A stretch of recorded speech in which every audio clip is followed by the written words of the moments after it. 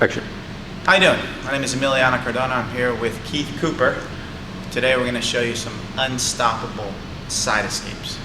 I do want to emphasize one thing that I'm going to focus on is these side escapes are really for use in a self-defense situation.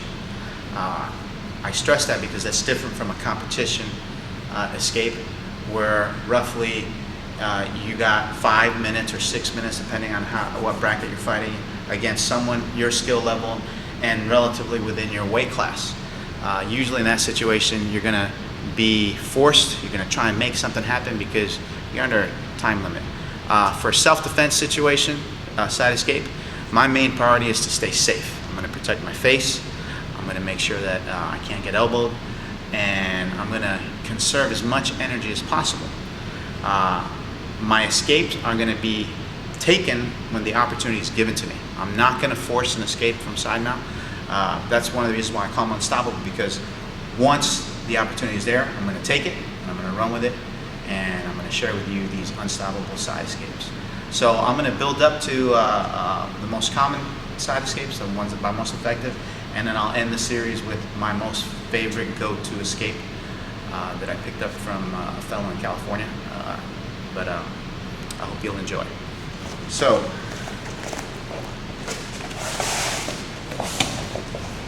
when inside, again, the situation is quite different for a lot of scenarios. If I was in a competition, I wouldn't even consider letting somebody take my side, and I would try and block him right off the bat. But this isn't what this video is about. It's about side escapes. So today, right now, Keith has got pretty much head and arm control. Okay, for this kind of side mount, over here so you can see. For this kind of side mount, I'm not really in any danger. Okay, so what I'm going to do here is I'm going to pretty much hug his head. I'm going to maybe grab his bicep and just stay safe. I can actually pin his arm to the ground by pushing my head down to the ground. I'm not in any danger, so I stay here and wait. That's crucial for you to understand the difference between a competition escape and a self-defense escape. An escape here originates only when he gives me something to work with. Okay, so I'm going to ask Keith to see what he would do next in kind of slow motion, and then we'll take it from there. Okay. So if he takes his arm out like this, right, and places it on my neck, my first priority right now would be to protect my neck, right? I can bring my hand up here to block the choke, or I can start pushing him away. He gave me a lot of space right here, okay? I have my hand in his hip, have my hand on his shoulder here. I'm going to bring it around the front. I'm going to push him away, wiggle away, get my hip out, slide my knee in, basically strip out and get my knee in, and we go to half guard, straighten my body out, and we go to here. Much better position, I think. Have more attacks from this. So that's a basic, we'll call this the shrimp escape, kind of. So if he's here, he leaned back, he gave me this space here with the hip, push away here, shrimp out. I make a big space here for my knee to slide through. I come in, clamp on his back. At this point in time, I would keep his elbow inside here and start working other things. That's for other videos, for other things. One more time. Same situation, head and arm. My elbow was already inside, so I'm going to take advantage that he lifted up just a little bit. I'm going to keep that space. I'm going to go in front of his head and neck. I'm going to shrimp up, okay? It's easier for me to shrimp my own body this way than it would be for me to push him that way. So that's why I shrimped. I'm going to shrimp out, flatten my leg, push it inside, come around, clasp his back. I'd like to keep this arm if possible for other things, but here I'm already out of side mount. Okay, that's one scenario, okay? So again, if he's got the head and arm trap, one of the main concerns I want is not to let my elbow hang out here, right? I want to be able to bring my elbow inside his hip. I can push him back with this. I don't want to stick my hand in here because he can actually bend my wrist backwards if he decides to lay his hips flat. It can actually hurt my wrist. Yep. So I want to usually push by this side of my hand, or if I can, the whole forearm. But when he gives me this much space, he's already given me the escape. I can even do it when he's in tight, and I'm not one of the most limber guys. So really, he's giving me that escape. Okay. A lot of guys get savvy, and the next thing they'll do is they'll trap this arm out here by scooting his knee and trapping my arm. Yep. I'll do something like that. This is a different scenario. Other scenarios would be where he just scoops and pinches his leg up and tight and gets my arm trapped. And he's using shoulder pressure. This is one of the worst ones to escape. Right there, it's already pain, it's hurting. I'm tapping. If it all could be avoided, do so. Shoulder pressure is definitely one of the worst things you can deal with in this position. It kind of forces you to do it'll force you to react. He's forcing me to do something about the shoulder pressure. I've seen people pass out. There's plenty of videos on YouTube. You can look up head and shoulder pressure, and you can see people passing out just from this pressure. What he's doing, he's using his shoulders to apply pressure like that. Yep. So what can we do in that scenario? Well, for one, this kind of helps prevent the shoulder pressure. If I got my elbow in here, go ahead and try and put shoulder pressure.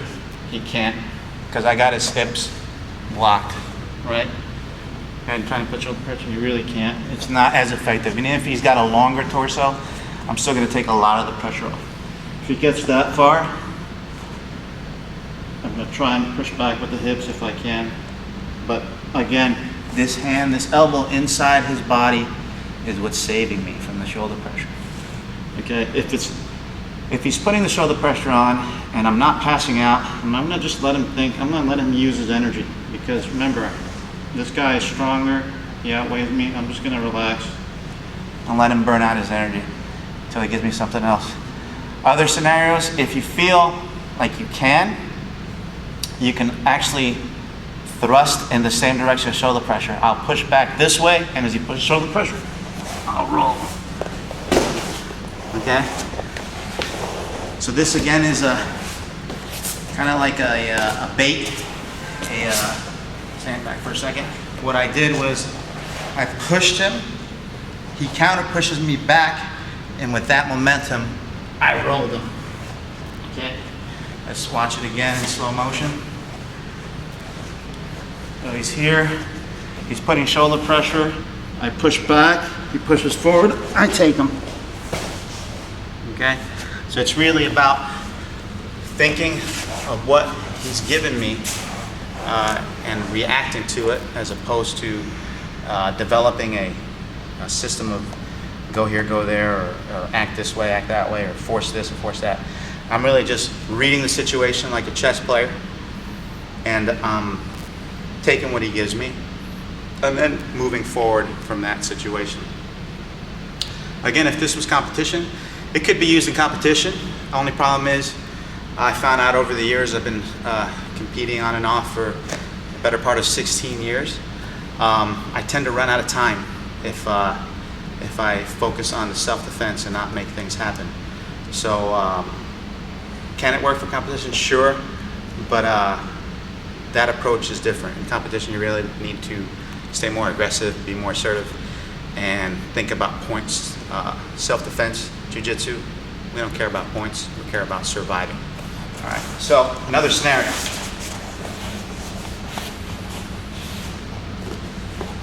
Here's a different scenario. If you noticed, I got both my hands inside, both my elbows inside. This is a better situation than before.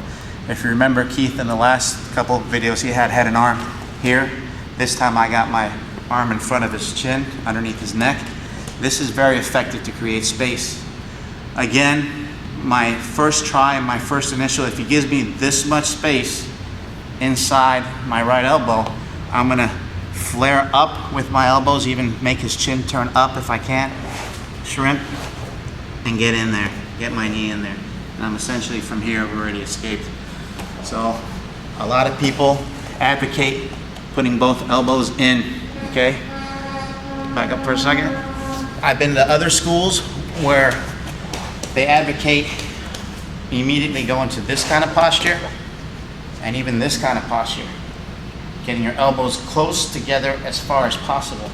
I believe a lot of schools up north advocate this type, where if he was to come in, I'm supporting his weight with my elbows.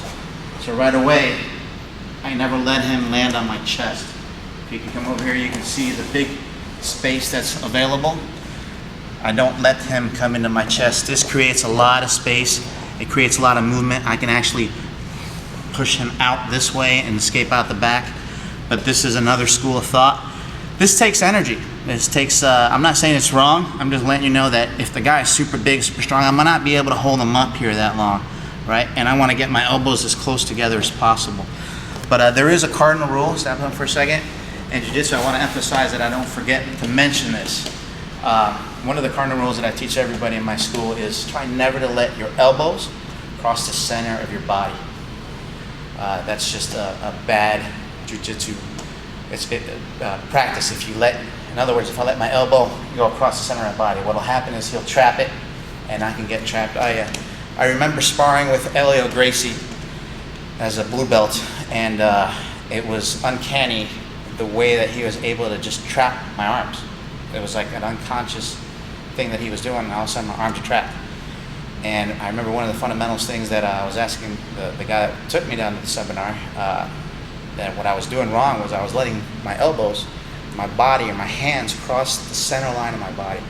That's just a general jiu-jitsu principle that you want to learn, to keep your elbows tucked in, but I don't ever want to cross them.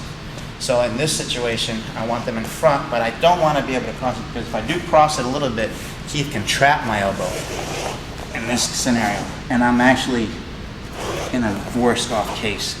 So that's a little danger when you put your elbows up. You want to be able to just hold him up, but that requires strength. So we're back to a little bit different, where I have my hand here and underneath his chin.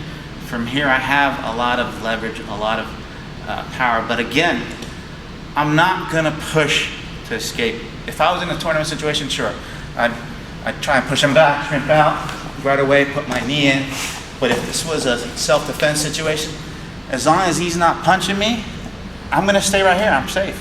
You know, I'll start screaming for help, waiting for my friends, police to show up, whatever. It's only when he decides to do something that the opportunity will present itself to escape. So I don't know what Keith wants to do next, but we'll just go slow motion and see what he does, and we'll see what kind of escape he gives me. So Keith, if you want to do something else.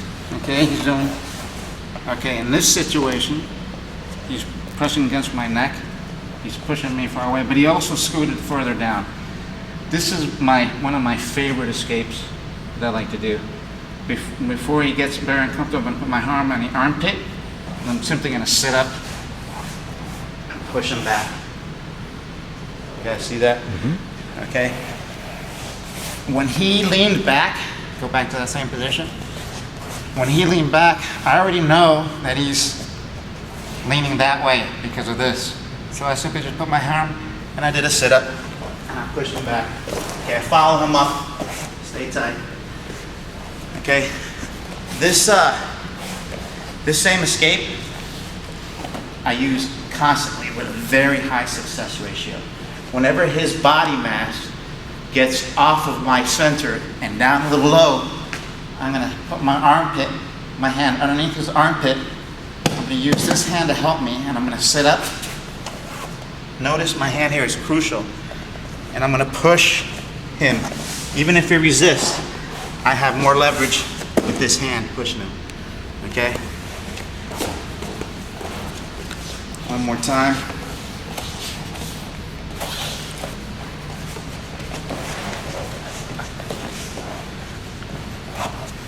I'm here, right? He sits back. Maybe he's throwing a punch from there. He decides to throw a punch with this hand. As he raises up to throw a punch, he leans back, right? I take that and I push him. I use my elbow to get up. I use my hand to push him. Keep pushing him to go up. Now, one of my favorite things that I like to emphasize in jiu-jitsu when I teach is to go slow. The reason that I like going slow is that it helps you understand the technique a lot better. There's a lot of techniques where you have to be explosive. You can't go slow. I'm not saying that they're better or not. It's just not me and not my style. If I can do a reversal slow, I'll do it slow every time, even in competition, because I have the leverage and I understand the movement. So the slower I go, the better I understand. And actually, it allows me to pick up my pace because I do know the technique thoroughly slow, how it works. I'm not relying on strength and explosiveness. The more I do it, the faster I get. But again, I start with the emphasis of going slow so you truly understand the technique. So I want to emphasize this one is my unstoppable escape. And it only comes if his center mass is down by my waist. If he does that, I'm right away gonna put my hand underneath his armpit.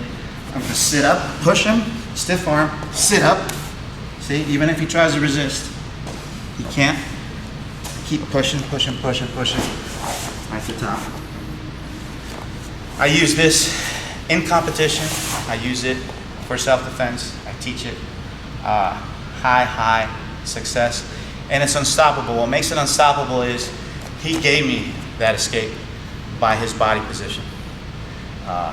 If he was up high on me, I wouldn't have that. But because he went lower on my chest, close to my waist, and leaned back, he gave it to me. So at that point in time, it's unstoppable. Woody, do you have any comments, or do you feel like it can be countered? Or I think just staying relaxed is the biggest key for all these escapes. Staying relaxed, that's a good point. Staying relaxed is a big key in the escapes. There are other variations that I can show you, but that one for sure, the one I just did, was unstoppable. We'll call it the unstoppable side escape. Again, you can't force it. You have to wait to the right body position. If it was a street fight situation, when they wind back to punch you, he's already got to lean back, spinning his upper torso. That gives you just enough leverage for you to think. Now, there are ways that they can stop it, but then if he does stop it, it's because the escape is not there. If he had, for instance, really tight head and arm control, and he decides to, what we call answer the phone, and he traps my arm. See, right here, the escape isn't there, and he's high up. So again, it's only when he gives it to me that it's there. If he leads back that far, I'm gonna sit up and keep going, pushing him, pushing him, pushing him. Yep, unstoppable. So, there is another variation of a side escape. There's literally hundreds of side escapes, but you guys are interested in the unstoppable one. I consider that one unstoppable based on the fact that when I go for it, I always get it. I always get it. Now, I don't always go for it because I only go for it when it's there. It's kind of like, I don't know how you say it, it's a sure thing because I'm not going to attempt it unless I know that I can get it. And that's what makes it unstoppable. And I remember, I'm on the bottom and I'm staying safe. I'm making sure I'm not going to get punched or get hurt. Making sure that I can breathe too. Some of these guys are, I remember several years back going up against a 240-pound judo black belt Olympic trainer. And I was quite uncomfortable underneath the side mount. But I was still able to relax and breathe. It was uncomfortable, I was still breathing. Being a judo practitioner back then in the early days of jiu-jitsu, he didn't know what to do because I went straight to my back. He was like, "Are you okay?" I was like, "Yeah, I'm fine." And then next thing you know, I reversed him and was able to submit him. Mind you, I probably wouldn't be able to do that nowadays with these judo players that also train in jiu-jitsu, but that's the case. Let me show you a couple other side escapes that I also use.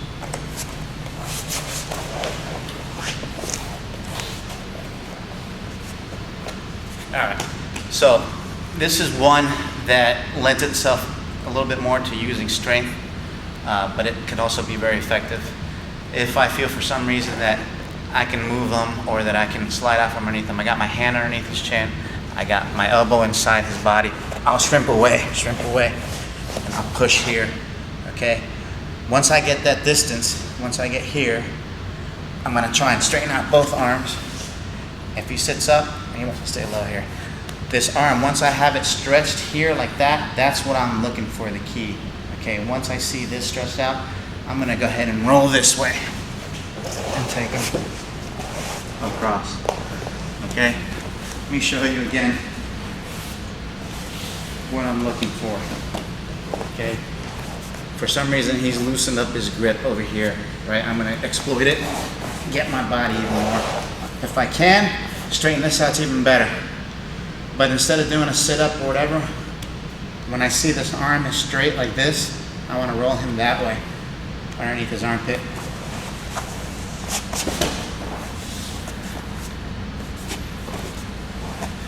That's another variation of a side escape. I use that when I have to try and make something happen, as in like a tournament. Very rarely do I use it if we're just rolling around for fun with no time limit, because there is no time limit, so I don't kind of press the issue. There are, like I said, numerous other side escapes.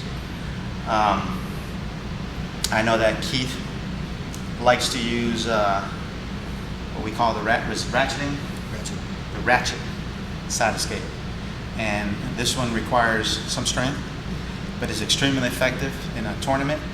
And I'm gonna just show it to you guys so you can see kind of the difference. But when Keith does this ratchet escape, it's also pretty unstoppable. In fact, I don't like it when he does it, but it's very effective. So I'll let Keith demonstrate his tournament ratchet side escape.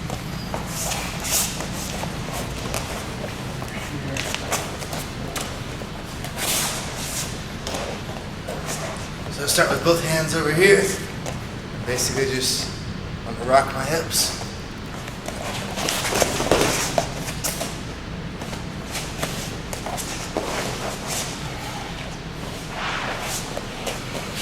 One more time. Right here. My hands right here. Move my hips. Inside control. So that's another very effective side escape. If you feel like you got the energy and you're a strong guy like Keith, it's very effective. I've actually had this done to me by Batista, the wrestler. He threw me clear across the cage. Super strong guy. That's another one if you're in that position. It's a great escape if you have the strength. Notice Keith didn't just use arm strength, he used his whole body. He had both hands underneath. He was able to use his body and his arms to throw. Both in combination, as you saw, I went flying away the first time. So it's a combination of both his arms and his hips, and then he throws. So it takes the momentum and keeps going. It's called the ratcheting side escape. Very strong, very effective.